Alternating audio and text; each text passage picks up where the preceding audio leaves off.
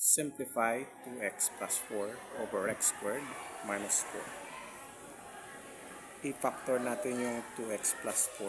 So, greatest common factor. Yung GCF ng 2 and 4 is 2. And then, i-divide natin. So, 2x divided by 2 is x. And then, 4 divided by 2 is positive 2.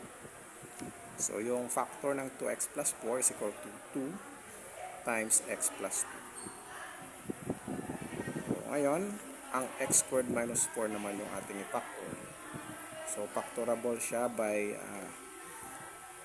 the difference of 2 squares. So, yung difference of 2 square, so pag i-factor natin yan, so balikan lang natin yung natutunan natin sa factoring the difference of 2 squares. So, yung square root ng x squared ay x. And then, lagyan lang natin ng plus minus. So, yung square root ng 4 ay 2. So, ayan. So, ilagay na natin yung mga factors. I-cancel natin yung common expression. So, yung common expression dito ay x plus 2 and x plus 2. Therefore, yung simplified form ng 2x plus 4 over x squared minus 2 is 2. So, yun yung natira sa numerator over x minus 2. So, ito yung sagot.